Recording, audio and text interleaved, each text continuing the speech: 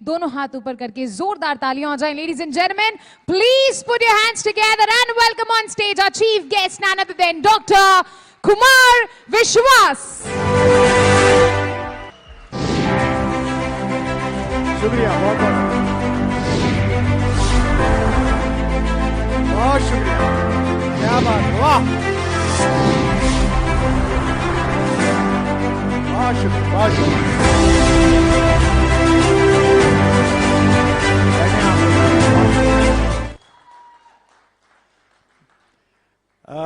दरअसल 16 मार्च को मैंने आखिरी शो किया था चेन्नई में, और 16 मार्च के बाद ये मेरा पहला लाइव शो है।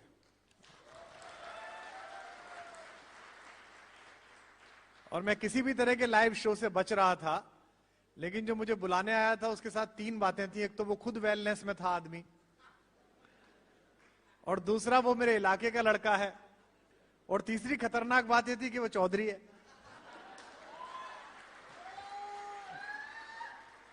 तो मैंने अपने ऑफिस वालों से कहा कि ये वाला प्रस्ताव किसी भी प्रकार से अस्वीकार नहीं किया जा सकता।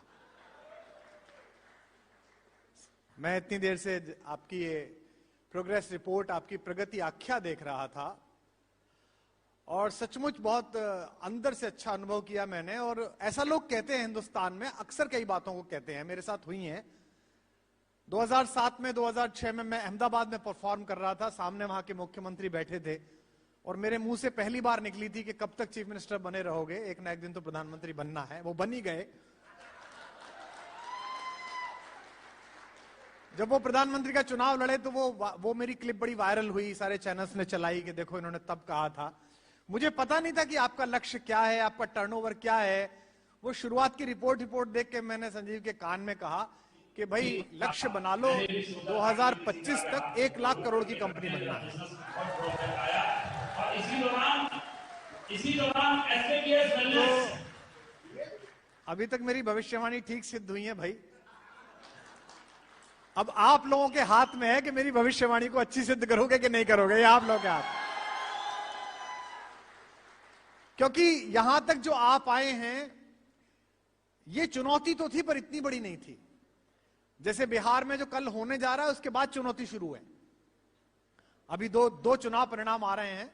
एक तो आ गया अमेरिका का, तो अब की बार जो बिडेन सरकार तो जीत गया। अरे हमारा कुछ नहीं। मुझसे कोई पूछ रहा था कि जी इंडिया का क्या फर्क पड़ेगा रिलेशन में, ट्रंप हार गया, हमने तो ट्रंप को समर्थन दिया था। मैंने कहा नहीं, हमारा कोई रिलेशन खराब नहीं होगा। हमने तो चुनाव से 6 महीने पहले बुला के ट्रंप को कह दिया था नमस्ते। भाई कहा था नहीं हमने अहमदाबाद में। हमसे कोई पूछेगा हम कहेंगे सबसे पहले हमको पता था कि भाई वो हारेगा, तो हमने पहले ही बुला के कह दिया था नमस्ते भाई साहब, हो गई। लेकिन चलिए, एक बड़ा मनोरंजन सा होता रहता था। जब बोर होते थे तो अमेरिका के राष्ट्रपति का ट्विटर देख लेते थे, हंस लेते थोड़ा। अब वो भी बंद हो गया, कोई दिक्कत नहीं है। चुनौती आपके इस परिवार की, इस वेलनेस परिवार की अब शुरू हो रही है। क्योंकि जहां आप पहुंचे हैं 250, 300, 400, 500 तक, यहां सपने देखने वाला हिंदुस्तानी अगर थोड़ी सी मेहनत करे और उसे अच्छी टीम मिल जाए और वो ईमानदारी से काम करे तो अक्सर पहुंचता है। बहुत सारे लोग पहुंचे हैं, बहुत सारे लोग इस जगह तक आते हैं। मैंने संजीव से भी ये कहा, क्योंकि वो मुझसे आयु में छोटे हैं, छोटे भाई की तरह हैं। मेरे गांव से थोड़ी दूर ही उनका गांव है, जहां मैं पैदा हुआ हूं, पला बड़ा हूं।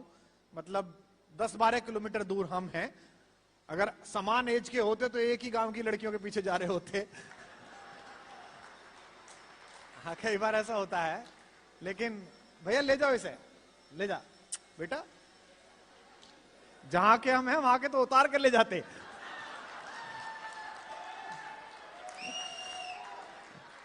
हाँ, हम जिस इलाके के हैं वहां के चौधरी तो भाइयों के चिड़ा सा घूमे हैं। तुम कितनी भी वेलनेस कर लो, हमारे यहाँ के आदमी के सवाल बड़े अजीब हैं।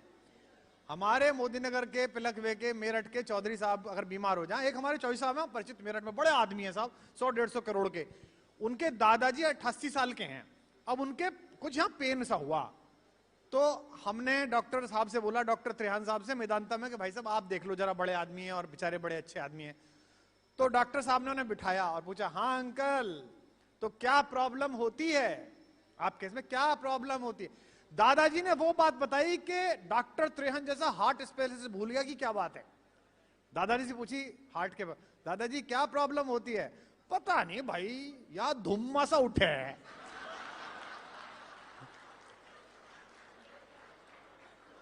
अब ढूंढ ले क्या उठे है। हमारे यहां तो बीमार भी ऐसी बात बताता है आदमी को, डॉक्टर कितना ही बड़ा पढ़ा लिखा हो, हमारे यहां के लिए अलग से पढ़ना पड़ता है उसे। जैसे मेरा एक कजन है, छोटा भाई है मेरा, वो हमारे कॉलोनी के कोने पर ही उसका हॉस्पिटल है, एमबीबीएस एमडी है, आगरा से पढ़ा हुआ मेडिकल कॉलेज से, और किंग जॉर्ज से उसने एमडी की।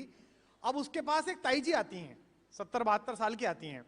वो दो चीजों से परेशान है, एक तो अपने पति से और एक घुटने के दर्द से। अच्छा, दोनों की शिकायत वो डॉक्टर से करती हैं। तो कई बार डॉक्टर पता नहीं चला पाता कि बात क्या कह रही हैं। भाई जवानी तो निकाल ली इसके साथ, अब ना बैठा जा रहा। अब उसे समझ में नहीं आ रहा घुटने की कह रही हैं कि अंकल जी की कह रही हैं। तालियां कम बजाते हो आप, दूर दूर बैठे हो। अच्छा वो बेचारा समझने की कोशिश करता, हाँ ताई जी फिर कैसे हो गई? भाई पहले तो मैं इसके हिसाब से उठ बैठ जा गई, अब तो भाई साहब यूं सही सांझ तंग करने लगे। भाई भैया लाला यूं बताऊं, जैसे जैसे पुराना हो रहा है इसके ऐप बढ़ते चले जा रहे हैं। अब उसकी समझ में नहीं आ रही किसकी कह रही हैं।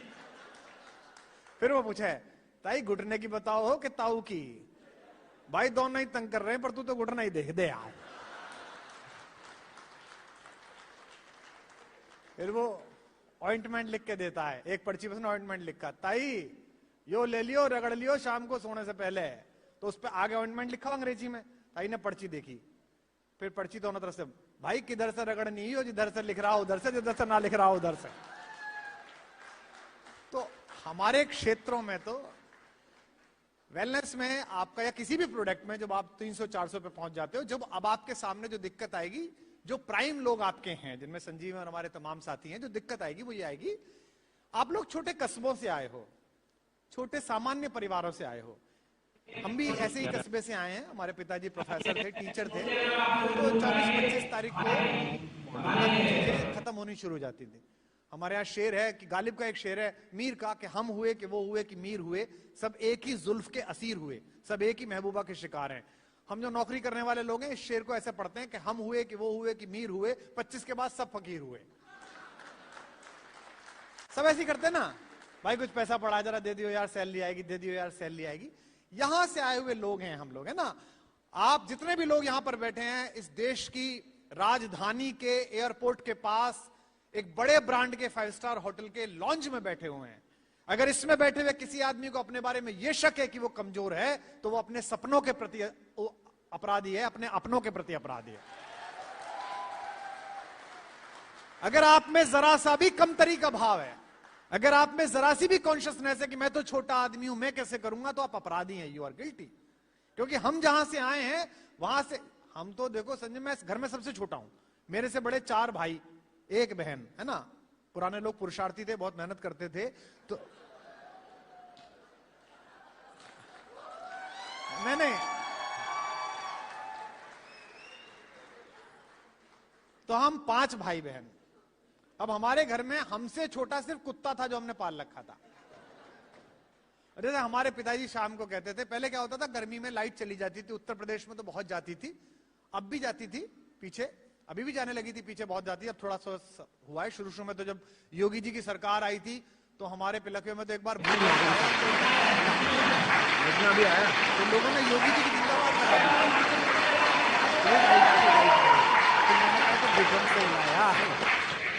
तो हमारा लाइट बहुत जाती थी, जब लाइट जाती थी तो क्या होता था, पुराने घरों में याद होगा, छत पे पानी छिड़क लो भाई, है ना, और वहां खाट बिछा लेंगे, चटाई बिछा लेंगे। तो हमारे पिताजी सबसे बड़े वाले भाई से कहते थे, मनोज ऊपर बाल्टी लेके पानी छिड़क आओ।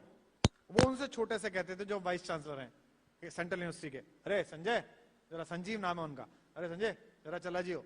वो उनसे छोटे कहते थे, विकास तू चला जाइयो। हमसे छोटा कुत्ता था, तो जैसे ही विकास जी तक बात आती थी मैं बाल्टी लेके ऊपर चल देता था। तो भाई हमारा तो जिक्र आएगा ही। अच्छा, हम जिस संस्कार में पैदा हुए, जिन कस्बों में पैदा हुए, वहां ऐसा नहीं था। जैसे आजकल तो क्या है, एक दो बच्चा होता है, बेटी से भी आप जोर से बोल लो तो पत्नी आके कहने लगती है कि उसको शायद हर्ट हो गया, एक बार जरा बात कर लो, एक बार कन्विंस कर लो, है ना। मतलब ऐसे करना पड़ता है, चिराग पासवान से कहना हो कि ना भाई तुम्हारे साथ ही लड़ ले। हमारे टाइम में तो बहुतायत होता था, और मतलब हम इतने कुट पिट के यहां तक पहुंचे हैं। हमारे टाइम में जरूरी नहीं था कि आपका बाप ही आपको पीटे। उनके जितने दोस्त होते थे सब हाथ साफ करते थे आप।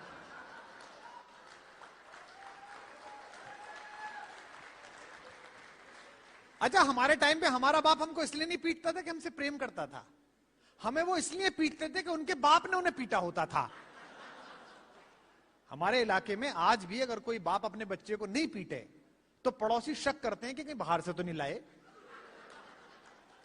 अमेरिका में तो क्या कानून है साहब। मैं 2004 से अमेरिका जाता हूं लंबे लंबे शोज करने, 45 दिन के। अजीब कानून है। बच्चे को आप डांट नहीं सकते, पीटना तो छोड़ो, मैन हैंडलिंग का केस हो जाता है, 009 पे बच्चा फोन कर देता है। पास खैरथल के एक मारवाड़ी रहते हैं, वहां तो बच्चा था, पीट लिया, खुद का ही था।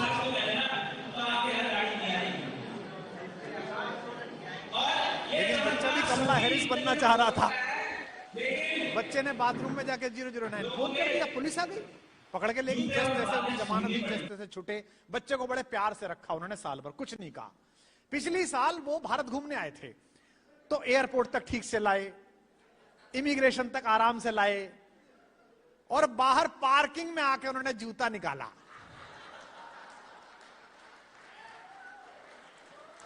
और 4 जूते दिए। बोला साढ़े आप बुला किसे बुला गया। तो तब मुझे पहली बार पता चला ये एनआरआई हर साल भारत क्यों आते हैं।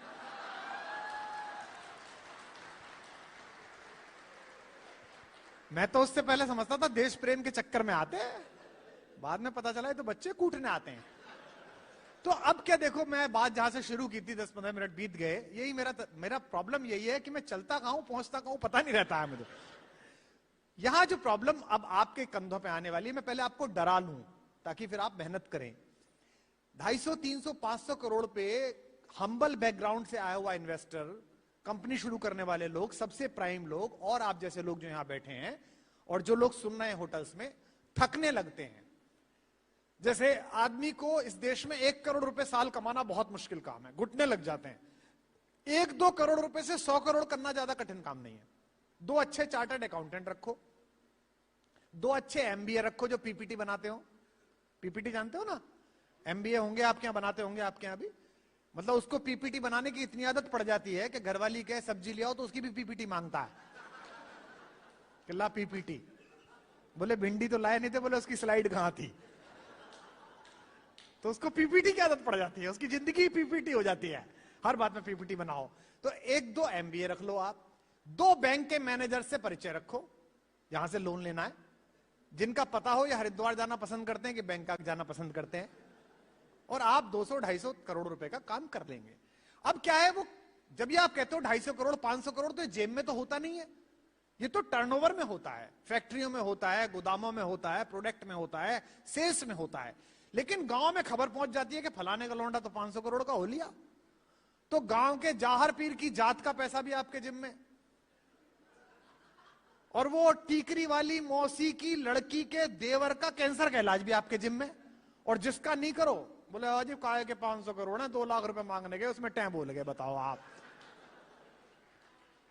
फिर आप क्या होता है, आप थकने लगते हो, कभी पैर बाहर कभी पैर अंदर, आप ऐसे ही खींचते रहते हो, है ना। ऐसे मुश्किल समय में अगर आदमी आध्यात्मिक चेतना से ना जुड़ा हुआ हो, या इसकी तरह फौजी ना हो संजीव की तरह, तो उसकी जिंदगी में 2 चीजें जरूर आती हैं, एक मास्टर, एक मिस्ट्रेस। एक तो बाबा आ जाता है कोई, जिसकी फोटो लगी रहती है, हर बात पे यूं करता है वो बाबा को, बाबा जी की बड़ी कृपा है, बाबा जी ने कहा है घर से मत निकलियो, नीला कच्छा पहनियो।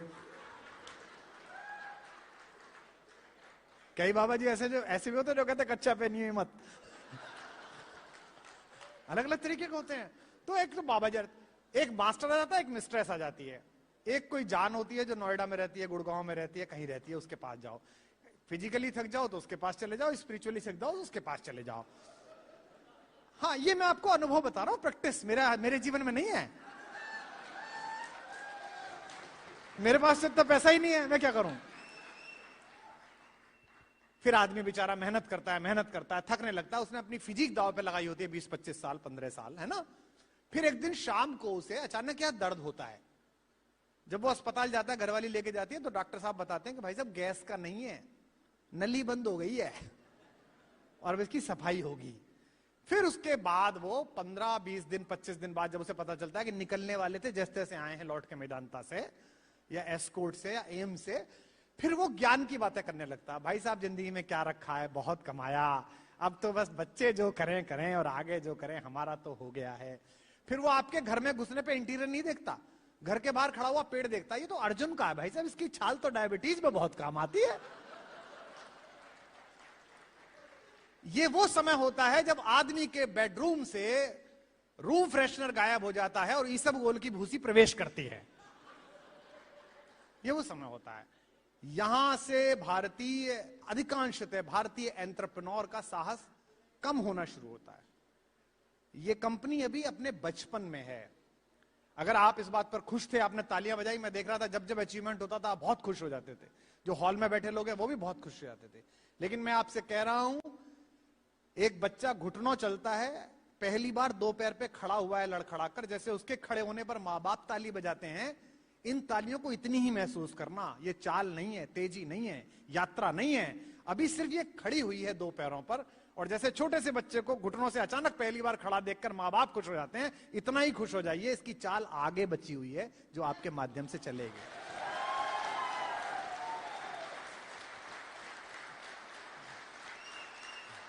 तो सबसे बड़ी समस्या जो है, सबसे बड़ी समस्या, आप जिस काम में हैं उस काम में कोई दुकान नहीं है, उस काम में कोई टेलीविजन का विज्ञापन नहीं है ना, उस काम में बाकी चीजें नहीं है।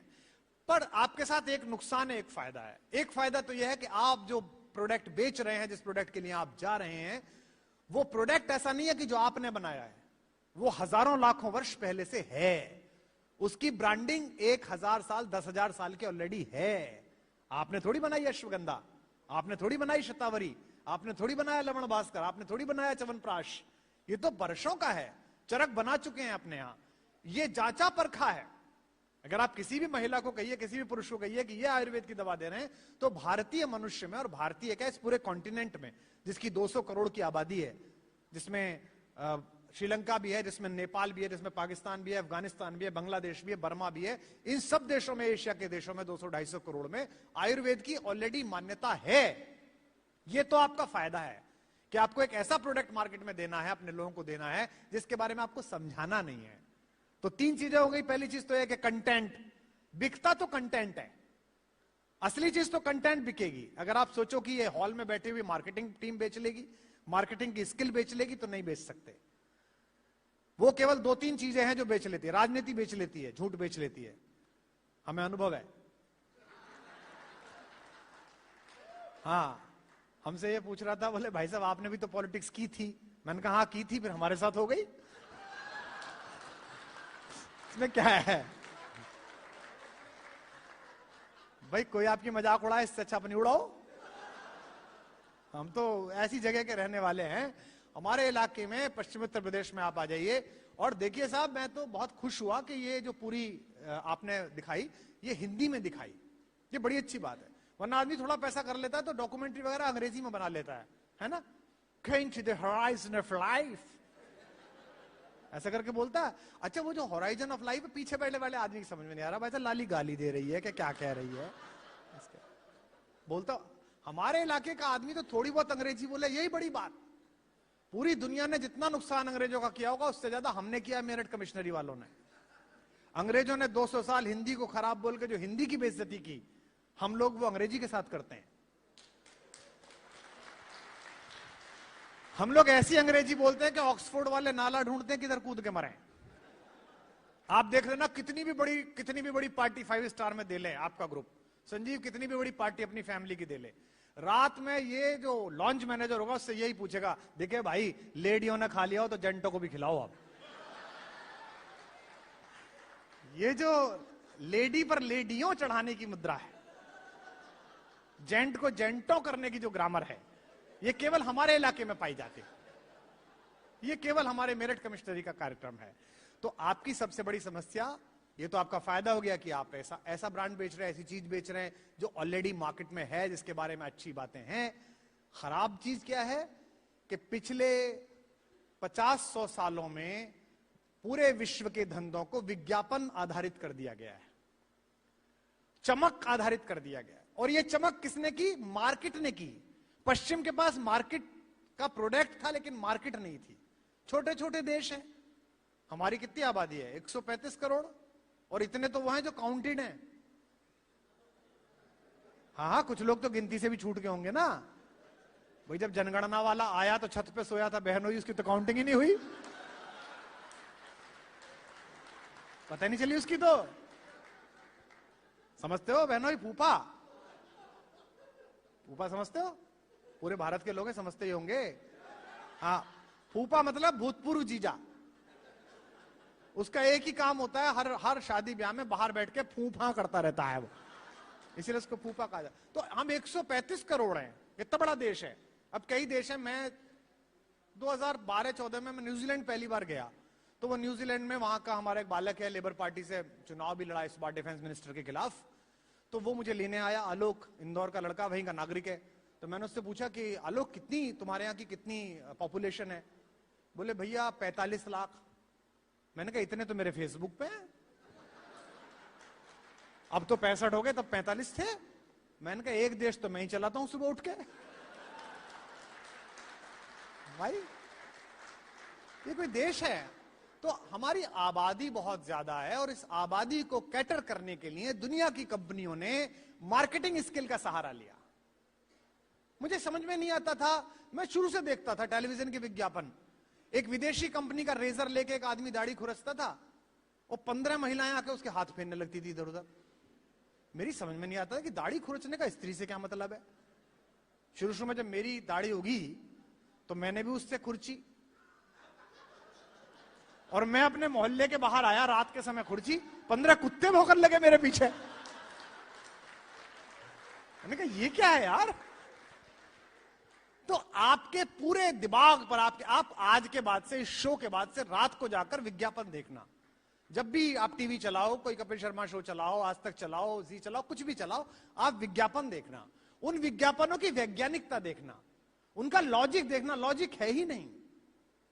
कार निकली, बिल्ली आ गई, एक औरत आई वो मछली में बदल गई, है ना। वो कौन सी गाड़ी आई थी, हमने भी ली वो अभी नई सी, बड़ी लंबी सी लिमोजिन, किया लिमोजिन। अजीब अजीब से विज्ञापन है उनके।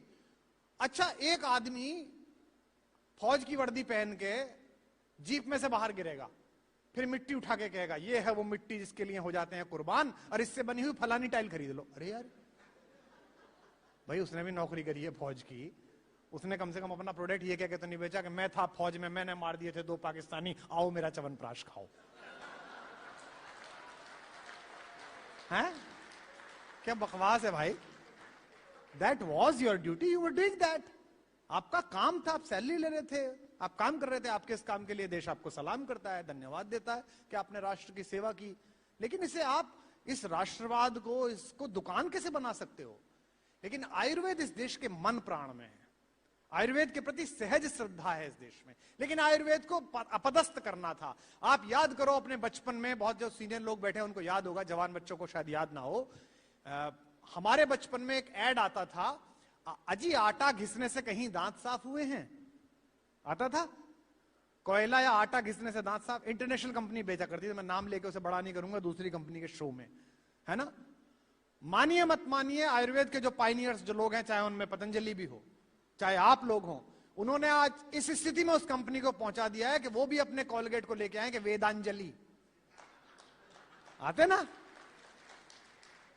मैंने कहा भाई वेद में कहां लिख रहा था दांत साफ करने के बारे में, लेकिन लाए वो यहां तक लाए। अगर आप अपने प्रतिद्वंदी को अपने अखाड़े में उतार लो तो वह आधी लड़ाई हार जाता है। ध्यान रखना, आपके मार्केट में जो भी प्रतिद्वंदी हो, अगर आप अपनी स्किल सेट से, अपने नए तरीके के कामों से अपने अखाड़े में उतार लोगे तो हार जाएंगे। तो आपका सबसे पहला चुनौती है लोगों के अंदर अपने प्रोडक्ट, अपने काम के बारे में विश्वसनीयता पैदा करना।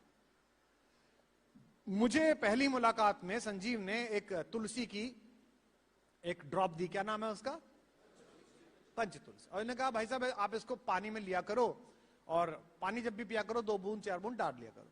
तो मेरा जो अटेंडेंट है जो मेरे कमरे में मुझे पानी देने आता है, सामान देने आता है, मैंने उस लड़के को कहा कि बेटा, कल ही कहा उसको मैंने दोपहर सुबह, मैंने कहा बेटा ये रख लो, जब भी मुझे पानी दो मुझे बिना बताए 4 बूंद डाल दिया करो, बात खत्म हो गई।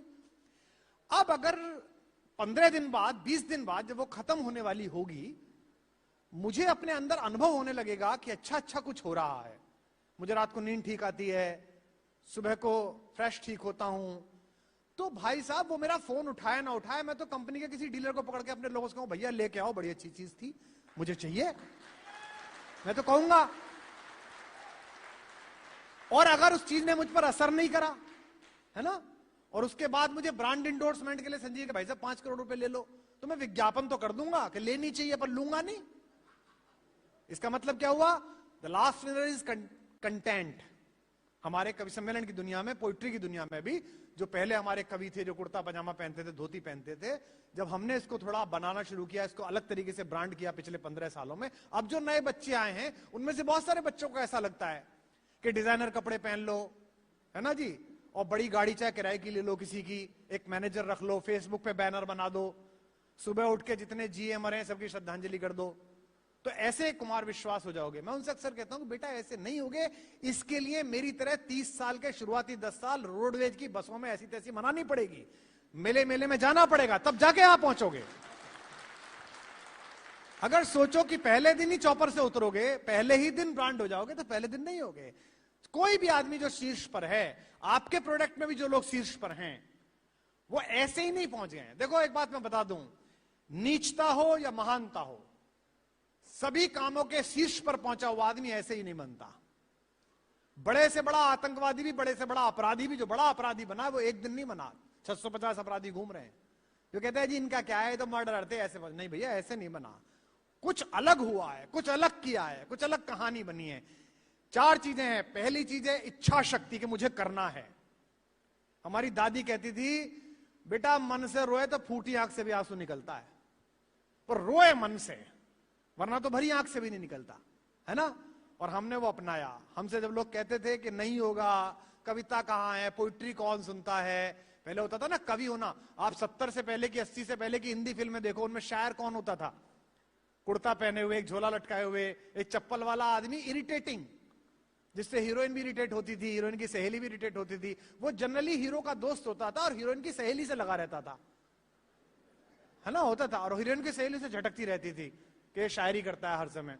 ब्रांड बदला, चीजें बदली, आपको छापा फोर्ब्स ने, हमको भी छापा, जो 100 माइटी से इंडिया टुडे ने उसने छापा, भारत के 100 सबसे प्रभावशाली लोगों में छापा। तो इसलिए नहीं छापा, लोगों को लगा कि ये कवि क्यों है, बहुत सारे लोगों को लगा कि कवि 18वें नंबर पर क्यों आ गया, क्योंकि आपने लगातार उस दिशा में सोचा। और मेरे को अब भी कम लगता है, मेरे पिताजी मेरी पत्नी से पूछते हैं भाई चाहवे क्या है, अब और क्या चाहिए इसे, तो मैं उनसे अक्सर कहता हूं कि मुझे कुछ नहीं चाहिए।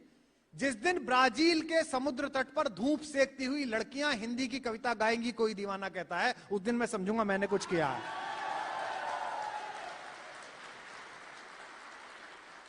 हिंदुस्तान गा रहा है, पाकिस्तान गा रहा है, अफगानिस्तान गा रहा है, बांग्लादेश गा रहा है, तो क्या गा रहा है, वो तो आवारा हूं भी गाते हैं, वो चीज बड़ी है मस्त मस्त भी गाते हैं, कोई दीवाना कहता है भी गा रहे हैं, तो क्या गा रहा है। लेकिन ब्राजील वालों का जब हम उलाला गा सकते हैं, उन्हीं का तो था वो उलाला, जो हमारे किंगफिशर वाले आए थे कहते हुए ले भी गए उलाला, जब उनका हम गा सकते हैं लिव इन द वीदा लोका, तो हमारा वो नहीं गा सकते हैं। ये जो सपने की, एक बात ध्यान रखना इस हॉल में बैठे हुए लोगों, दृष्टि से अंतर नहीं पड़ता, दृष्टिकोण से अंतर पड़ता है, नजर से अंतर नहीं पड़ता, नजरिए से अंतर पड़ता है।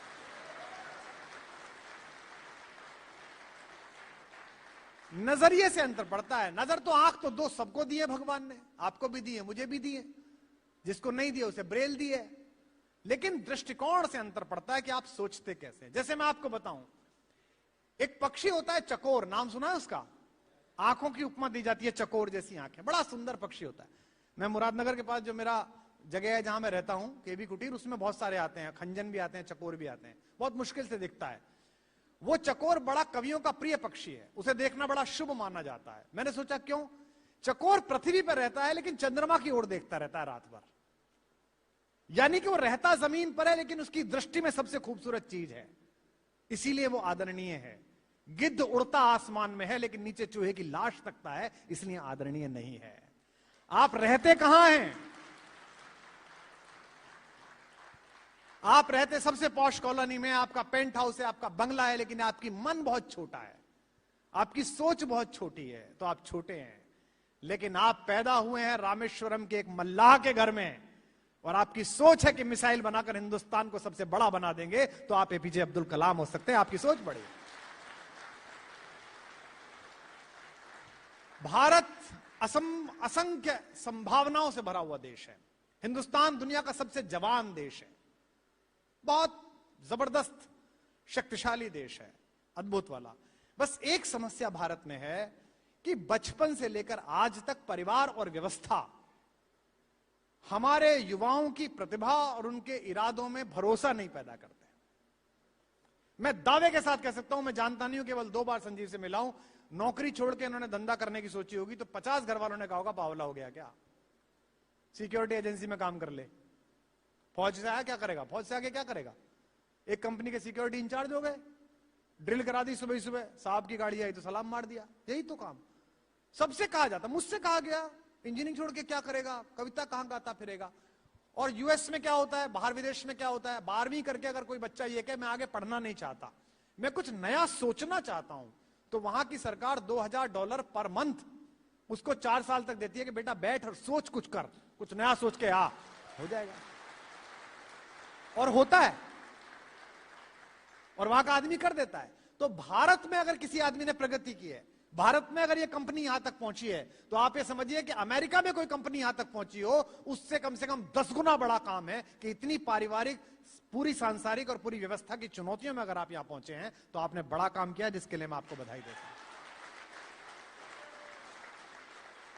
क्योंकि भारतीय व्यवस्था में तो बात ही ना से शुरू होती है। भाई साहब ये काम ना जी हो तो ना हो सकता, ये कैसे हो जाएगा, अजी ऐसे कर, आज तक ना हुआ अब कैसे हो जाएगा। अबे 40 साल पहले तू भी तो पैदा नहीं हुआ था, हुआ कि हुआ नहीं है? बताओ आप जिससे बात करो, बोले भाई ऐसे कर लें क्या, हम आजकल खेत पे काम करते हैं, तो मैंने कहा एक से कि भाई आर्किड उगा ले, आर्किड, वो इंदौर में किसी ने उगाए थे, हम भी आर्किड उगा ले। ना जी यहां ना होते। मैंने कहा मने करे मिट्टी तुझसे कहने आई, अजी उसमें अलग तरह की मिट्टी चाहिए तो बना लेंगे ना जी, वो तो कवर में होगा तो प्लास्टिक लगा लेंगे, देख लो जी आप कर लो, है ना। अब हो जाएगा 6 महीने बाद, अच्छा हो जाएगा। भाई गजब कर लिया तुमने तो, यो आर्किड मार्केट, तो आके खड़े हो जाएंगे। सफलता के 100 बाप हैं, असफलता की कोई मां नहीं है, ध्यान रखना। ये मैं आपसे इसलिए कह रहा हूं कि मैंने दोनों फेज देखे हैं, तथाकथित सफलता का फेज भी देखा है और तथाकथित असफलता का फेज भी देखा है। आदमी 180 डिग्री बदलता है। असफलता में जो आदमी आपको देख नहीं रहा होता, सफलता में वो आके, हमने एक 2 पैसे की सरकार बनाई है 2 बार, हाँ अच्छा उसमें गलती हो गई, जिसको दी उसने आधी कौड़ी की कर दी, पहले ही 2 पैसे की थी वो। आप ये मान के चलिए कि भाई साहब वो सरकारें छोटी छोटी सी आई, मेरा ऑफिस संजय परेशान हो गया, पता नहीं मेरी कितनी बुआओं के लड़के निकल आए, कितने मामाओं के लड़के निकल आए। अजी मैं तो उनका मामा का लड़का बोल रहा हूं, मैं मामा से नहीं मिला, उसके लड़के से कहां से मिलूंगा, सब निकल आए। जैसे ही वो सरकारों का आभा छटी, जैसे ही वो दुकान छटी और हमने वहां से अपना कहा कि thank you very much, love you all, उसके बाद वो मामा भी चला गया और उसके छोरे भी चले गए। कल को अगर फिर कुछ आ जाएगा तो फिर मामा भी आ जाएगा, फिर छोरे भी आ जाएंगे। तभी आपसे कह रहा हूं कि सफलता के 100 बाप हैं, असफलता की कोई मां नहीं है। और दूसरा, जीवन एक मिला है, समय एक ही मिला है, आपको वक्त एक ही मिला है, इसके बाद आपको अवसर मिले ना मिले, जिसको अवसर मिलता है आपको, इसीलिए इतिहास पढ़ना चाहिए। पिछले 40 सालों में, 30 सालों में डोनाल्ड ट्रंप पहले राष्ट्रपति हुए जिनको दूसरा टर्म नहीं मिला, क्योंकि जब उन्हें पहला टर्म मिला तब उनको यह लगा कि दूसरा तो मिल ही जाएगा, और नहीं मिला। यह ध्यान रखना बहुत जरूरी है कि आपको जो अवसर मिला है ये दोबारा मिलेगा या नहीं मिलेगा। और फिर इस अवसर की चूक के ग्लानि के साथ जिंदगी जीनी है, या मौका मिला तो चौका मारा था इस खुशबू के साथ जिंदगी जीनी है, ये आपको तय करना है, अपने आप तय करना है। आपने देखा होगा, आप छोटे कस्बे अगर गांवों के लोग हों, आपने देखा होगा हमारे कस्बों गांवों में अपने परिवार की पुरानी पीढ़ी की प्रशंसा करने वाले वही लोग होते हैं जिनकी वर्तमान पीढ़ी खराब होती है जनरली। भाई साहब, हमारे बाबा के टाइम में जो 100 बीघे का चक था, भाई साहब अब कितना है? अब तो ऐसे ही 7-8 बची है जी, बाकी शहर में काम है। क्योंकि आपने 100 का 500 नहीं करा, आपने कुछ बड़ा नहीं सोचा, जो था वही आप। और ये मत सोचना कि आज सही वक्त है तो कल भी आएगा, अगर उसकी चिंता ना करी। अगली जो बात कह रहा हूं वो बहुत महत्वपूर्ण है। बंद घड़ी भी 2 बार दिन में सही टाइम बताती है। बिल्कुल बंद होती है वो, तब भी लगता है आपको सही टाइम चल रहा है, बंद है भाई, वो आगे चल ही नहीं रही, तेरा टाइम खराब चल रहा है। तो ये जो सोचना है अपने विषय में लगातार कि मैं कहां हूं, तो आपका पहली चुनौती, जिनके माध्यम से आप इस ब्रांड को आगे पहुंचा रहे हैं, जिस संस्थान के माध्यम से, उस संस्थान पर भरोसा करना। अक्सर हम संस्थान पर भरोसा नहीं करते। मुझसे कोई पूछता है कि राम की कहानी में आपको राम के बाद सबसे ज्यादा इंप्रेस कौन करता है, अक्सर मुझसे सवाल पूछते हैं मेरे सेशंस में। मैं उनसे कहता हूं भैया मुझे सबसे ज्यादा हनुमान प्रभावित करते हैं। उसका कारण क्या है? हनुमान बेस्ट एम्प्लॉय हैं, सब कुछ है, मार्केटिंग स्किल है, फला वाला, कोई डायमंड सफायर अफायर जो तुम्हारा सब पार कर लिया उन्होंने, जितने भी प्रकार का था सब पार कर लिया। लेकिन अल्टीमेटली ये कहते हैं कि कंपनी में काम करता हूं, अल्टीमेटली ये कहते हैं कि राम का सेवक हूं। पूरा सागर पार करके जाते हैं माता सीता से मिलने के लिए। परिचय में ये नहीं कहते कि मैं अंजनी का बेटा हूं, मैं ब्रह्मा द्वारा ज्ञान दिया हुआ हूं, शंकर के आशीर्वाद से अभिषिक्त हूं, मैं वायु का पुत्र हूं, ये सब नहीं कहते। क्या कहते? राम दूत मैं मात जानकी, सत्य शपथ करुणा निधान की। क्या कहते हैं? कहते मैं राम का दूत हूं, माता जानकी मैं राम का दूत हूं। और कसम भी किसकी खाते हैं? भगवान की खाते हैं, अपनी नहीं खाते। सत्य शपथ करुणा निधान की, उनका वर्णन करता है हमारा शास्त्र। जब वाल्मीकि रामायण, श्रीमद् वाल्मीकि रामायण में वाल्मीकि वर्णन करते हैं, उनकी सारी कैटेगरी बताते हैं कि ये इन्होंने डायमंड पार कर रखा, ये सफायर पार कर रखा, ये मनोजवम मारुत तुल्य वेगम वातात्मजम वानर यूथ मुख्यम जितेंद्रियम बुद्धिमताम वरिष्ठम। कैसे हैं? मन के वेग से आगे हैं, वातात्मज वाणी के बेटे हैं, वायु के बेटे हैं, वातात्मजम वानर यूथ मुख्यम, वानरों के यूथ के सेनापति हैं, कमांडर इन चीफ हैं राम की सेना के, है ना। जितेंद्रियम बुद्धिमताम वरिष्ठम, जितेंद्रिय इंद्रियों पर वश है, बुद्धिमानों में सबसे अच्छे हैं। लेकिन आखिर में क्या है उनका परिचय? कंपनी का नाम। क्या कहते हैं? मनोजवम मारुत तुल्य वेगम वातात्मजम वानर यूथ मुख्यम जितेंद्रियम बुद्धिमताम वरिष्ठम श्री राम दूतम शरणम प्रपद्ये। मैं श्री राम का दूत हूं। जब भी आप संस्थान से बड़े होना प्रारंभ कर देंगे, वहां से संस्थान के आप हित में नहीं रहेंगे और संस्थान भी आपके हित में नहीं रहेगा। संस्थान और व्यक्ति एक दूसरे पर आश्रित हैं। संस्थान की जिम्मेदारी है कि वो व्यक्ति की केयर करे, व्यक्ति की चिंता करे और उसकी निजता की रक्षा करे, उसकी इंडिविजुअलिटी की रक्षा करे। लेकिन व्यक्ति की जिम्मेदारी है कि वो जहां खड़ा हो वो संस्थान के लिए एक ऐसे व्यक्ति के रूप में हो कि उसके बिना जब संस्थान हो तो उसे भी महसूस हो और संस्थान को भी महसूस हो। ये सबसे पहली जिम्मेदारी है आपकी। तो सबसे पहला काम जो आपके जिम्मे है वो है आपका कम्युनिकेशन। जिनको आप समझा रहे हैं, जिनको कन्विंस कर रहे हैं, प्रोडक्ट तो आपका है ही, आयुर्वेद तो सभी खरीदते हैं, आयुर्वेद में क्या दिक्कत? आयुर्वेद तो सभी को प्रिय है। आपको कन्विंस करना, वो आपका कंटेंट तो करेगा ही, लेकिन आपकी कन्विंसिंग भी लगेगी। आप कैसे कन्विंस करते हैं, किसी को पहुंचाते हैं। और मैं तो स्वयं निजी रूप से मानता हूं, आयुर्वेद का तो मैं बहुत आदर करने वाला और जीवन में रखने वाला व्यक्ति हूं। इस इतने साल के संघर्ष के बाद, इतनी मेहनत करने के बाद भी अगर स्वास्थ्य थोड़ा बहुत ईश्वर की कृपा से ठीक है, तो उसका एकमात्र कारण, बहुत सारे कारणों में आयुर्वेद भी है कि कोशिश हमको बचपन से ही सिखाया गया है। हमको बचपन से ही सिखाया गया है शाम को ये नहीं खाना है, दिन में ये नहीं खाना। अब जैसे बहुत सारे लोग हैं, हमारे खेत में गन्ना खड़ा हुआ है। अब हमारे यहाँ लोग आते थे, दिल्ली बंबई वाले में फिल्म कर रहा हूं, उसके प्रोड्यूसर आए थे, 4-5 दिन की सीटिंग थी। अब वो उधर जाए, वो कहे सर ये खा सकते हैं कैसे? मैंने कहा हाँ खा सकते हैं, 11 के बाद। अब उसे पता ही नहीं था हमारे इलाके में 11 से पहले गन्ना नहीं तोड़ा जाता। जितने भी त्योहार हैं, जितने भी भारतीय त्योहार हैं, उनमें सब में वैज्ञानिकता है, एक साइंटिफिक रीजन है। हमारे आयुर्वेद में कंप्लीट साइंटिफिक रीजन है। अब ये जो कंप्लीट साइंटिफिक रीजन है, ये नेक्स्ट जनरेशन को लोगों तक पहुंचाने की जिम्मेदारी आपकी है। तो मैं तो संजीव आपसे ये भी कहूंगा कि आपका जितना प्रोडक्ट है, उस प्रोडक्ट की भी एक मैनुअल वीडियो दो अलग अलग, एक तो आपके डायरेक्ट सेलर के लिए और एक जनता के लिए। जनता के लिए बहुत छोटी और इस सेलर के लिए बड़ी। जैसे एलआईसी की पॉलिसी के बारे में, एलआईसी की पॉलिसी इतनी बड़ी होती है ना, उसके नीचे आदमी साइन करता रहता है, उसमें पता नहीं क्या क्या लिखा रहता है, पढ़ता थोड़ी है। एलआईसी किससे लेता है? आदमी जिस पर भरोसा होता है कि मुझे कुछ हो जाएगा तो मेरे परिवार को पैसे ये आदमी पहुंचवा देगा। इसलिए आपने ये जो एनर्जी ड्रिंक बनाया, ये जो आपने एनर्जी बूस्टर बनाया, इसमें क्या क्या है? गुग्गुलू है, इसमें शतावरी है, इसमें अश्वगंधा है, इसमें गिलोय है, इस सब के बारे में पता नहीं। मैंने गिलोय पर एक दिन एक लेख लिख दिया, इसका नाम अमृता है, संजीवनी का जो वो था, अमृत का जो वो था पात्र था, उसकी कुछ बूंदें छीन झपट में नीचे गिर गई थी, उनमें से ये पैदा हो गई, ऐसा मैंने लिख दिया। तो मैंने देखा कि मेरा 61-62 लाख का फेसबुक का पेज है, 2, 4, 5, 10 लोगों के अलावा किसी को ये बात पता नहीं थी, और आम यूजर को पता भी नहीं होती। आपका भरोसा पता होता है कि ये कह रहे हैं तो ठीक ही होगा, और ये भरोसा आपको पैदा करवाना होता है। तो मेरी तो आपसे, आपके प्रति शुभकामना भी है कि ये 6 वर्ष आप यहां तक आए हैं, और मैंने आपको टारगेट बता भी दिया है कि यहां तक आपको पहुंचना है, और मैं आशा करता हूं कि मेरा भी सफर आपके साथ साथ ऐसा ही चलेगा। और मैं ये भी आशा करता हूं कि संजीव ने आज इस कार्यक्रम में मुझे बुलाने के लिए अपने क्षेत्रीय संबंध का इस्तेमाल करते हुए जो मेरा आर्थिक शोषण किया है,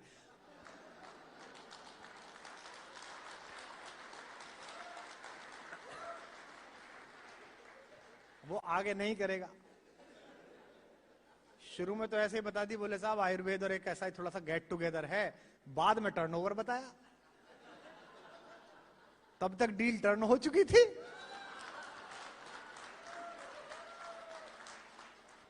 तो मैंने अपने ऑफिस में काम करने वाले एमबीए के लड़कों से कहा, मैंने कहा तुम फालतू में एमबीए करिए, तुमसे तो चार्ट ही अच्छा रहा है ना। तो लड़के बोले जी अब क्या करें, कैंसिल कर दें? मैंने कहा नहीं, अब कैंसिल मत करना, अब बात इलाके की है, क्योंकि हमको केवल इसी प्रोग्राम में थोड़ी आना, हमें भोजपुर से आधी रात निकलना भी है। ये तो कुछ भी नहीं है, 4 पुरानों कह देगा भाई साहब आएंगे ही रोक लियो। हमारे इलाके में ऐसे भी होता है। हमने एक बार मोदी नगर में प्रोग्राम कराया, मोदी नगर से अंदर जाके भोजपुर के पास बाहर नगर पालिका नई नई खुली थी, रामाश्रय शर्मा चेयरमैन हुए थे पहली बार, तो वो जंगल से में को थी नगर पालिका। तो मैंने कवि बुलाए सारे, उस समय कवियों को पैसे नहीं बताए जाते थे, वो 3-4 बजे प्रोग्राम निपटता था। तो मुझसे एक कवि बाहर से मध्य प्रदेश का आया, वो बोला भाई साहब क्या पैसे मिलेंगे?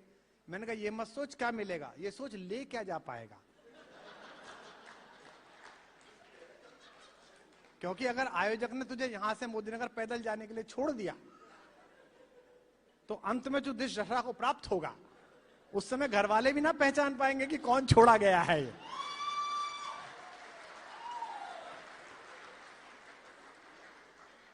सर कम्युनिकेशन, कोई मुझे बता रहा था, आपकी कंपनी में से किसी ने, बालक ने बताया सर कि वो संजीव सर भी बहुत अच्छा मोटिवेशन करते हैं और एकदम जुमा देते हैं। मैंने कहा भाई इलाके में ही है हमारे में कम्युनिकेशन, ये हमारी गुट्टी में है कम्युनिकेशन। आपने देखा होगा हमारे यहाँ गंग नहर पे जैन शिकंजी है, देखा जैन शिकंजी वाला? तो वो गर्मियों के दिनों में, लाइव किस्सा है, बहुत वर्षों की बात हो गई, मैं जाता था नैनीताल, तो मैं अपनी पत्नी बेटी को लेके कार खुद चला, पुराने जमाने में तो ऐसे होता ना, गाड़ी खुद चलाओ, हरिद्वार जाके फिर कोने पे खड़े कर दो, फिर हर होटल से पूछो क्या पैसे का कमरा, बिल देगा तो कितना और ना देगा तो कितना होता। अब तो अलग हो गया, पूरी सीरीज हो गई, सब पहले सारा रिसर्च होता है, फिर स्टेट को खबर जाती है, फिर पुलिस लगती है, फिर प्रशासन आता है, नाटक नौटंकी हो गई। पहले तो ऐसे ही होता था। तो मैं वहां खड़ा था, गर्मियों के दिन थे, तो एक पंजाबी परिवार और एक बंगाली परिवार, और गंग नहर उफान पर। उन्होंने जिंदगी में बहुत दिन बाद इतनी बड़ी नदी देखी, वो तो नदी समझ रहे थे इस नहर को। तो बंगाली बोला कि तो भालो नदी बहता है, उनके ऐसे बोलते हैं ना, बंगाली को देखा ना आपने, बड़े बड़ी प्यारी भाषा है, मतलब गोल मुंह करके बोलते हैं, देखते ही पता चलता है कि रसगुल्ला इन्हीं क्या बना होगा, बड़ा मीठा मीठा एकदम। मेरे मन में बड़ा है कि मैं बंगला सीखूं, क्या मीठी भाषा है एकदम, जबान शीरी जबान के तो भालो नदी बहता है। तो वो एक हमारा पंजाबी परिवार भी खड़ा हुआ था, उसने कहा कि नी सोनी नदी बहती है। तो वो दोनों आपस में बहस करने लगे, बोले नहीं नहीं नदी बहता है। वो पंजाबी बोला नहीं जी बहती है, वो बहता है बहती है। मैं भी मुस्कुरा रहा था, तो मुझसे बोले जी आप लोकल हो? मैंने कहा अकल से भी, हम तो यहीं के पिलखवे के। तो बोले आप ही बताओ ये नदी बहता है कि बहती है? मैंने कहा ना यू बहता ना बहती हूं तो बहवे है ना बहवे।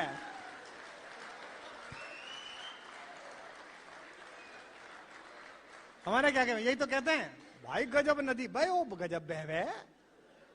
हमारे यहाँ ऐसी ऐसी भाषाएं हैं। मेरी पत्नी ज्योग्राफी की प्रोफेसर थी, अब तो वो एक बड़े संवैधानिक पद पे चली गई, बाद में प्रोफेसर थी अभी विश्वविद्यालय में। जब हमने प्रेम विवाह किया तो वो ज्योग्राफी में थी बेचारी।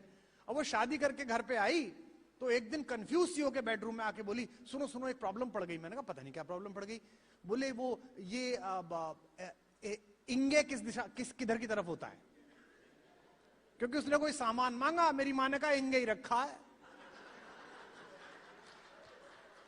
अब उसने 4 दिशाएं पढ़ी थी, इंगे पढ़ी नहीं थी।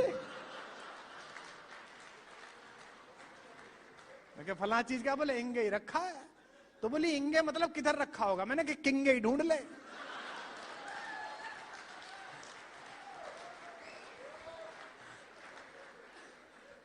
बोली I can't understand what is इंगे उंगे, मिलेगा कहां।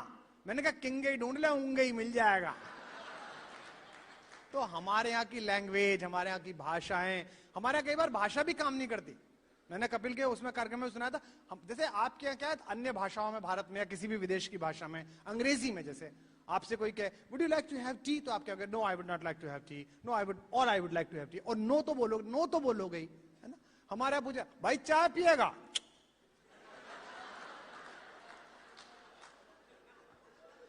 अच्छा अब इसका अनुवाद करके बता दे कोई, जिसकी मां ने व्याकरण पढ़ाया हो, भाई इसका ट्रांसलेशन करके बता दिया। इतनी ज्यादा हाजिर जवाबी। देखो हम तो इसीलिए, हमसे लोग कहते हैं साहब आप शो जो करते हो, मुझसे पूछ रहा था एक दिन कपिल भी मुझसे, भैया आप शो जो करते हो कोई स्क्रिप्ट ही नहीं होती आपकी, सामने टेलीप्रॉम्प्टर नहीं चल रहा होता, वो लिखा रहता ना इसमें चलती रहती है, और 2-2 घंटे निकल जाते हैं कैसे। मैंने कहा भैया मिला के मैं ऐसे पैदा हुए, वहां आदमी सीधी बात करता ही नहीं। हमारे पूरे इलाके में कोई सीधी बात नहीं करता। हाथ में प्लास्टर चढ़वा के आप घूम रहे, अरे के पाल लिया यो, उसका हाथ टूट गया। अच्छा और ज्यादा मजेदार होंगे, भाइयों के तोता सा लिए घूमे।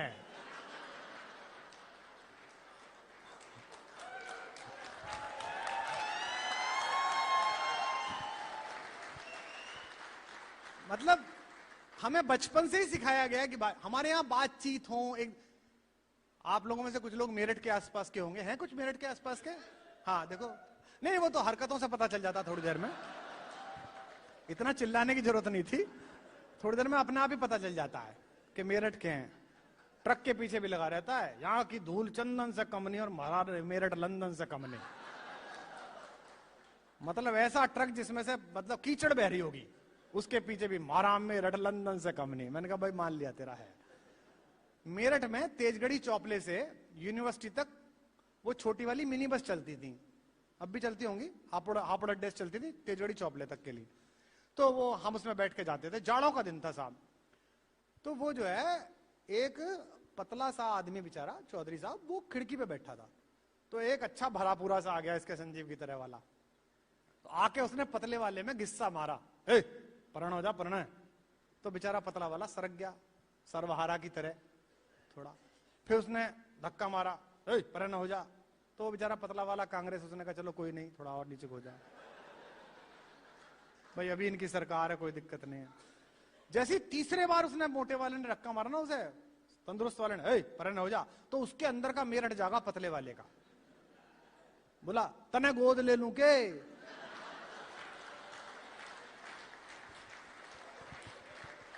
अब मैं उस खिड़की के पीछे बैठा हुआ था, तो मैं देख रहा था ध्यान से कि बात क्या करेंगे। अब देखो विट देखो, पतला वाला जो शरीर से कमजोर है लेकिन उसकी विट खत्म नहीं हुई। तने गोद ले लूं के, अब बड़े वाले ने जैसे ही बोला सेकंड के 100वें हिस्से में जो जवाब दिया वो उससे भी बड़ी विट, बोला तने गोद ले लूं के। तो मोटा वाला बोला क्यों तेरे अपने नहीं होते।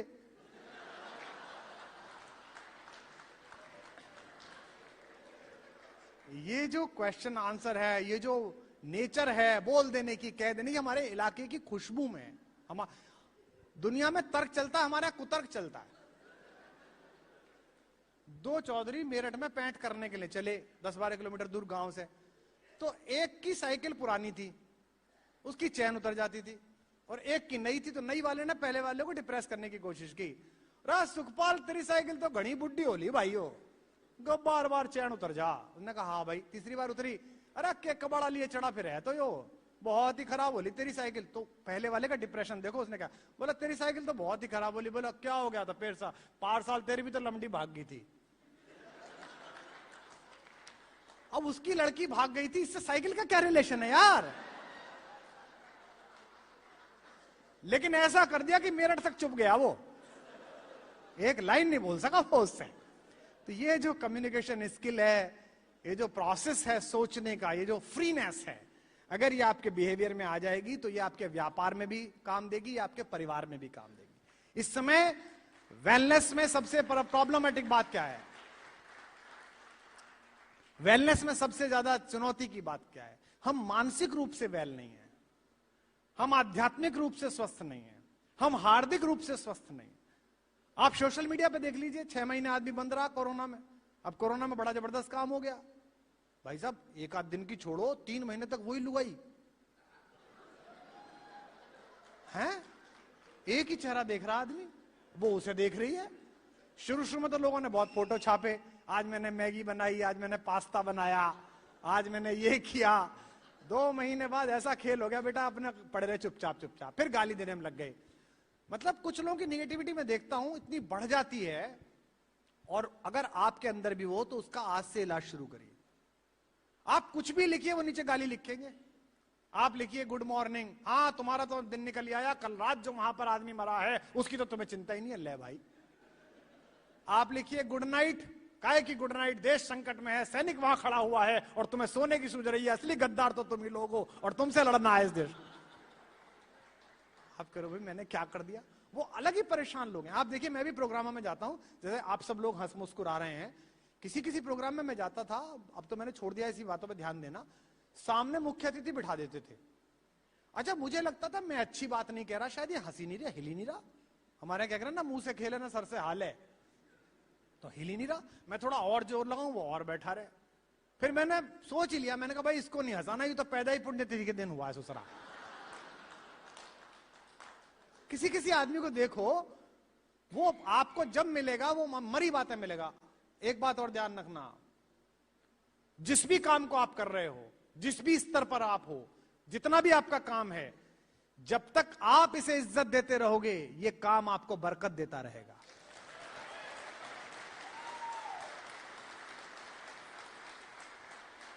जिस दिन इसको इज्जत देना बंद कर दोगे ये काम आपको बरकत देना बंद कर देगा। जहां भी जाओ, किसी काम में, किसी ऑफिस में जाओ, किसी काम को कर रहे हो, कोई भी पूछे कैसा काम है, बहुत अच्छा है जी, बहुत अच्छा चल रहा है, ईश्वर की बड़ी कृपा है और अच्छा होगा। आप ये काम 1 साल करके देखना, आपकी प्रगति 200% होगी।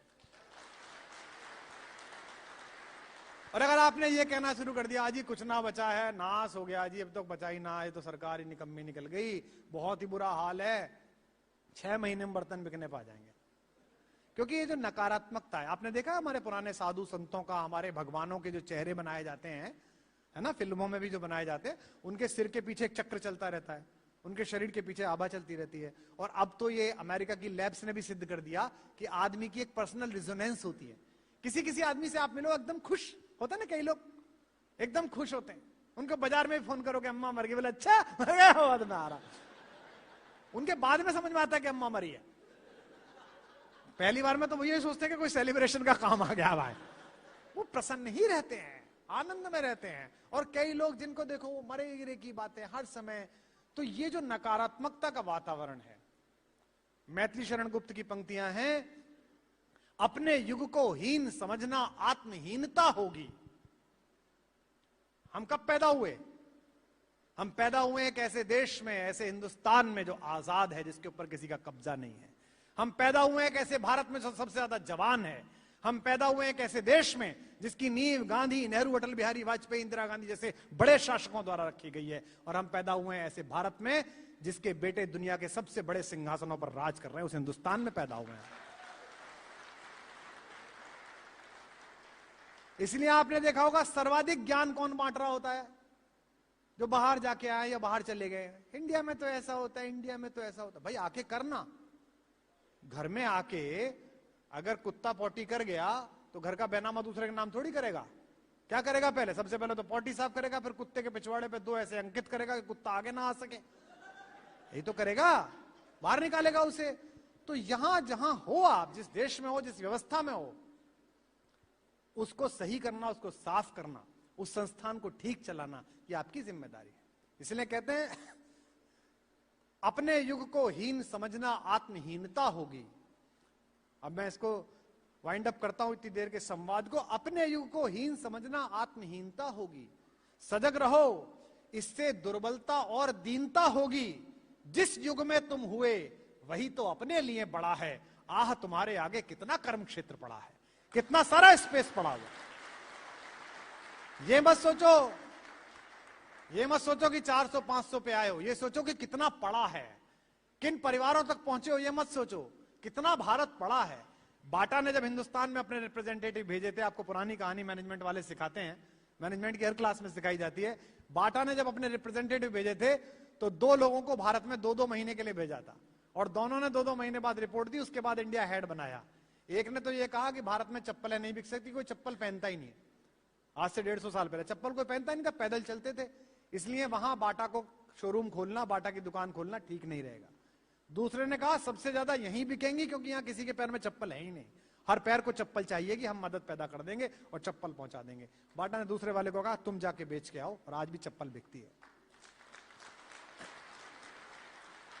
और दूसरी बात और बाटा में सबसे अच्छी थी उस जमाने में, जो आज तक है। आपने बाटा का प्रोडक्ट कभी भी उठाया होगा, उस पे क्या लिखता है? 1270 रुपए 99 पैसे लिखा रहता है ना।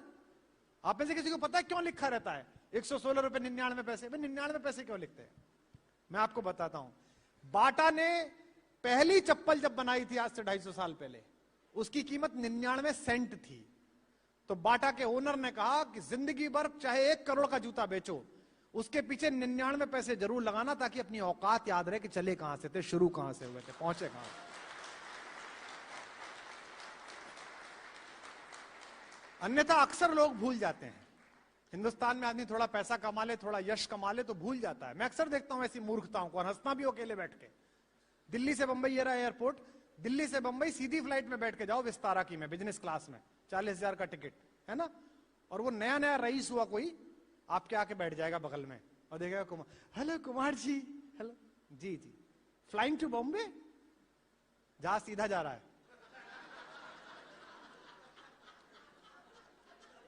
Flying to Bombay. मैंने कहा ना, रास्ते में कोट पुतली कूदूंगा छाता लेकर।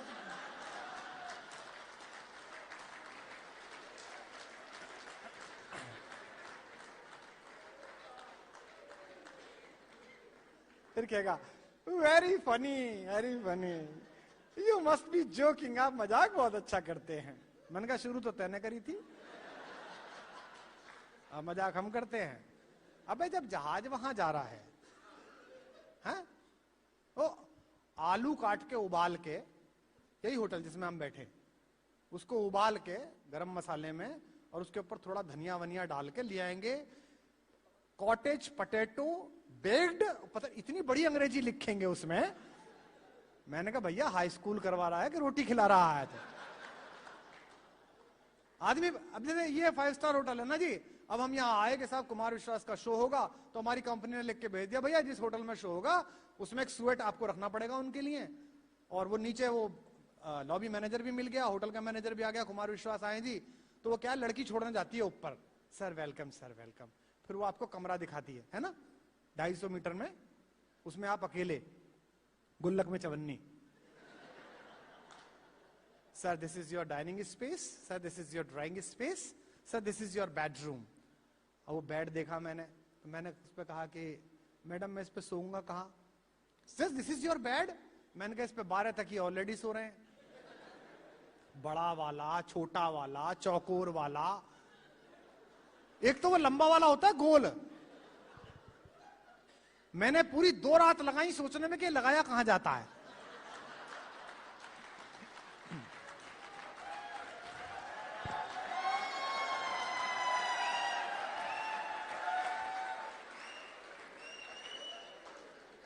मैंने रामदेव जी को फोन करके पूछा भैया योग वोग में काम आता है ये? फिर उनको नीचे फेंको, फिर उस पर सो। है हिंदुस्तान में आदमी बड़ा होते ही सबसे पहले जड़ को भूलता है। और ध्यान रखना, दुनिया का, प्रकृति का नियम है जिस पेड़ की फुनगी जमीन से उतनी ऊपर होती है, उतनी ही प्रोपोर्शनेट हाइट नीचे जमीन में जड़ में होती है। हम जड़ों का आदर ही नहीं करते हैं। अच्छा, फिर वो लड़की पूछेगी, sir what would you like to have. आज भी हमारे साथ हुआ था, गरम चाय इतनी अच्छी थी कि मुझे आइस क्यूब मंगाने पड़े कि इसमें आइस ही डाल लूं। मैं उससे कहता हूं कि भाई वो चाय पिलवा दीजिए, तो फिर 5 स्टार में चाय आएगी, गरम पानी अलग, दूध अलग, वो आत्महत्या वाली चाय आती ना से यूं, लूडो वाली चीनी, चौकोर आती है वो, मार्शमेलो उसको बोलते हैं। हिंदुस्तान बड़ा महान देश है, पैसा बढ़ते ही आदमी की लैंग्वेज बदल जाती है। ये रहता मोदी नगर के भोजपुर में, वहां जब रिश्तेदार आते होंगे, अरे वो टीकरी वाले आए हैं, नींबू पानी बना दो, ये तो नींबू पानी। गाजियाबाद आ गए, शिकंजी बना लो। दिल्ली आ गए, लेमनेड। वो 5 स्टार होटल में वर्जिन मोहितो है। सुसरे निरा नींबू पानी पिला रहे हो, इसे क्या वर्जिन मोहितो बोलो तुम इसे, है। अब वो चाय आएगी साहब, उसमें फिर उसे आत्महत्या कराओ 3-4 बार, तब तक पानी का मनोबल टूट चुका होता है। उस गर्म पानी के समझ में आना बंद हो जाता है कि मेरे साथ क्या करने वाले हैं लोग। फिर उसे चम्मच से घोल के पियो भाई साहब, ओ हो स्वाद मत पूछो भाई साहब। मतलब कह नहीं सकता आयुर्वेद के कौन से काढ़े से खराब होता है वो। तो देसी रहिए, जमीन पर रहिए। आप राजस्थान में काम करते हैं, राजस्थान में आपकी फैक्ट्री है, राजस्थानी में एक कहावत है, चिड़िया कितनी उड़े आकाश, दाना है धरती के पास। पृथ्वी पर ही लौटना पड़ेगा। तो चलते चलते आपको कुछ मुक्तक सुना देता हूं, क्योंकि बिना कविता सुनाए तो जाने नहीं दोगे।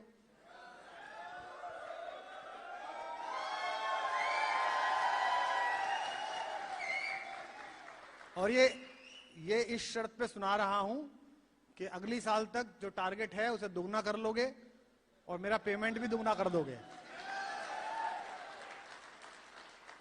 ये तो खैर मजेदारी की बात है। मेरा बड़ा मन रहता है कि भारतीय कंपनियां, हिंदुस्तान में काम करने वाले लोग बड़े, अगर आपको मैं यहीं देखूं कहीं, मेरे घर पर कुछ प्रोडक्ट्स ये भेजे हैं, मैं उन्हें यूज करूं, ये तो सामान्य सी बात है। मेरा मन करता है कि हिंदुस्तान की कंपनियां इतनी बड़ी हों, इतना ग्रो करें कि मैं ग्रीस जाऊं सेंटोर्नी में छुट्टियां मनाने, और 1200 या 1500 पाउंड का कमरा हो, और मैं उस कमरे को खोलूं और जब वॉश बेसिन पे जाऊं और मुझे कोई खूबसूरत महकता हुआ प्रोडक्ट रखा मिले जिससे मैं फेस धोऊं या हाथ धोऊं और उठाकर देखूं तो उसके कोने पे कहीं मेड इन इंडिया लिखा हुआ नजर आ जाए तो अच्छा लगे।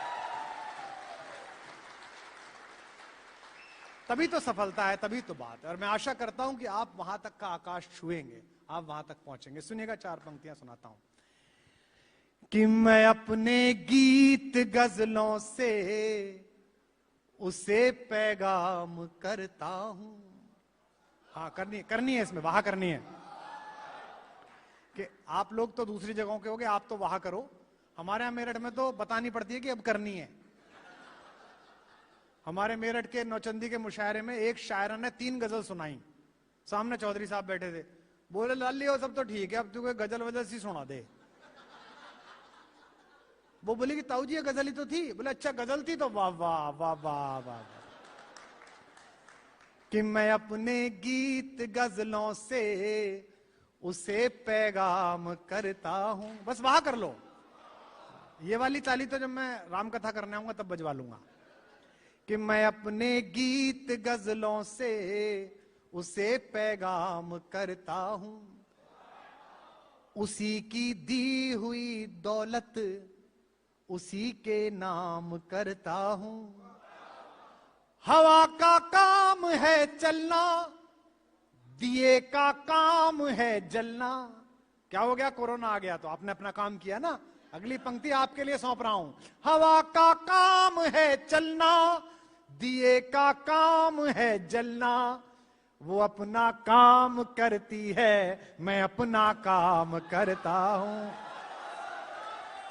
वो अपना काम करती है, मैं अपना काम करता हूं। और 4 पंक्तियां सुनिएगा कि किसी के दिल की मायूसी जहां से हो के गुजरी है, हमारी सारी चालाकी वहीं पर खो के गुजरी है।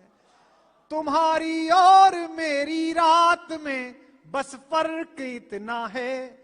अब अगली पंक्ति पर पीछे तक हाथ आपके तालियों में दिखाई दें। तुम्हारी और मेरी रात में बस फर्क इतना है, तुम्हारी सो के गुजरी है, हमारी रो के गुजरी। तुम्हारी सो के गुजरी है, हमारी रो के गुजरी है। और आखिरी मुक्तक सुनिएगा, ये तो आपको सबको याद भी होगी कि कोई दीवाना कहता है, कोई, ये इतनी पॉपुलर हुई दुनिया भर में। मैं एक बार वहां से न्यूयॉर्क से कैलिफोर्निया जा रहा था, सैन होजे, एक एयरपोर्ट है सैन होजे कैलिफोर्निया के पास। उसकी स्पेलिंग तो जे से है, JOSE, पर उसे होजे बोलते हैं वो। मैंने कहा भी था उनसे, मैंने अपने पिताजी को फोन करा कि जी सैन जोसे आ गया हूं, तो वो वहां जो लड़की खड़ी थी वो बोली नहीं नहीं सर इसे होजे बोलते हैं। मैंने कहा क्यों? बोले यहां जे को है बोला जाता है, जय को। तो मेरे साथ हरियाणा का एक लड़का गया था जगबीर, मैंने कहा नाम मत बताइयो भाई तू।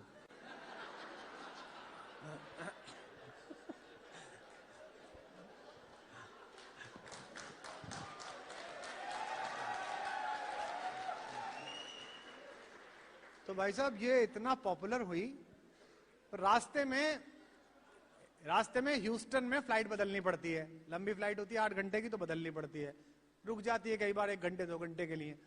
तो मैं ह्यूस्टन में एयरपोर्ट पे उतर के वॉशरूम गया, और वॉशरूम गया तो मेरी बगल में एक लड़का अपना लगा हुआ था धारा प्रवाह, वो बाल इधर से कटे हुए इधर से कटे हुए, आजकल नई चली है ना वो, मतलब पहली बार में तो ऐसा लगता है कि बकरी मूंड गई, ऐसे लगता है नीचे बैठ के कर रहे होंगे, इधर से भी खा गई इधर से भी खा गई। हमारे मोहल्ले में एक लड़का कटवा के आया, मैंने उससे पूछा आपके साथ ये हादसा कब हुआ बेटा? बोले अंकल ये हादसा नहीं है, तो हबीब है। मैंने कहा चलो होगा भाई। तो वो बच्चा अपना लगा हुआ और वो अपना गारा कोई दीवाना कहता है। तो मैंने उसको कहा यहां नहीं, तो उसने मुझे घूर के देखा। बात होगी 2006-7 की। फिर बाहर निकल के मुझसे बोला what's your problem, what's your problem? मैंने कहा वो जो आप गा रहे थे अंदर नहीं गाना। So what's problem with you guys, what problem? मैंने कहा वो मेरी पोइट्री है, दैट इज माय पोइट्री। बोले okay then enjoy, you too sing, तुम भी गाओ। उसे लगा मैं कह रहा हूं कि मुझे भी पसंद है। फिर मैंने अपनी किताब निकाल के दिखाई, फोटो दिखाया, मैंने कहा मैं, बोला ओ माय गॉड। लाहौर का था, सॉफ्टवेयर इंजीनियर था, तो उनको तो गलत जगह गाने की वैसी भी आदत है, तो मैंने कहा भाई सब जगह गाओ, यहां मत गाओ। लेकिन बड़ी पॉपुलर हुई, सुनते चलते चलते सुनिए। हाँ बेटा पिला दे, नहीं कोई दिक्कत, इसको चाय वाले को कभी मत रोको। नहीं कोई नहीं, भाई चाय को कभी नहीं रोकना चाहिए, पता नहीं कब क्या बन जाए वो। हाँ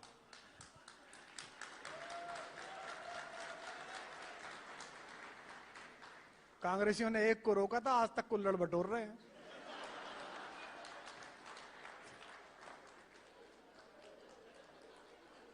प्रधानमंत्री जी भी क्या चीज है यार, आई लव हिम, क्या शानदार चीज है बस। और बिना पूरी बात सुने जिन्होंने ताली बजाई ऐसा नहीं जिताए। लोग कह रहे जी इकोनॉमी खराब होगी, इकोनॉमी खराब होगी। मैंने कहा चिंता मत करो, जब तक ये पीएम है इकोनॉमी को कुछ नहीं हो सकता। हाँ ऐसी हो करके ठीक हो जाएगी, चिंता मत करो आप। कोई मुझसे कह रहा था जी आप तो कतई भाजपाइयों की तरह बोलने लगे, ऐसी क्या बात हो गई? मैंने कहा भाई ये बात नहीं है, भाई वो प्रधानमंत्री पे मुझे भरोसा इसलिए है, पीएम कहते हैं कि मैं गुजराती हूं, मेरे खून में व्यापार है ना, मुझे भरोसा नहीं था। पर आज से 3 साल पहले वो जो जापान गए थे तब मुझे भरोसा हुआ। वो जापान गए और वहां के प्रधानमंत्री शिंजो आबे से बुलेट ट्रेन चलाने के लिए 1 लाख करोड़ रुपए का लोन लेके आए, और बदले में क्या दे के आए? 200 रुपए की गीता प्रेस गोरखपुर की छपी हुई। उस दिन मुझे समझ में आया कि भाई है गुजराती आदमी। अब आप सोचोगे कि ऐसा उन्होंने गीता ही क्यों दी, ऐसा थोड़ी है, विजनरी आदमी आगे तक का सोचते हैं, उन्हें पता था। अब देखो 1 लाख करोड़ का लोन ले रखा है हमने 30 साल के लिए, 30 साल का लोन लिया 1 लाख करोड़ का, लोन तो हम देंगे नहीं। हमने लेके किसका दिया? हम हिंदुस्तानियों को वो कर्जा दे जिसका पुनर्जन्म में भरोसा हो।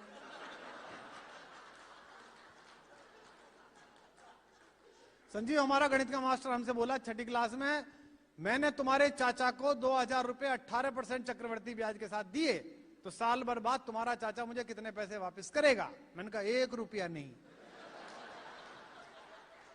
मुझसे बोला कि तू चक्रवर्ती ब्याज नहीं जानता? मैंने कहा तू मेरे चाचा को नहीं जानता? उसने हमारे दादा के नहीं दिए, तेरे कहां से देगा भाई? तो लोन तो हम देंगे नहीं, लोन वहीं खड़ा। अब 30 साल बाद जब उस समय जो जापान का प्रधानमंत्री होगा वो कहेगा यार पैसे ही नहीं आए, हमने पैसे दिए थे 1 लाख करोड़, कहां फंस गए? फाइल मंगाओ, फाइल मंगाओ। भारत के साथ क्या करार हुआ था, भारत का प्रधानमंत्री कौन से कागज देके गया था? तो कागज तलाशे जाएंगे, कागजों में क्या निकलेगा? गीता। फिर वो हम जैसे किसी ब्राह्मण को बुलाएगा कि भाई साहब ये पेपर पढ़ के सुनाइए, इसमें क्या लिख रहा है। हम पढ़ के सुनाएंगे, क्यों व्यर्थ रोता है।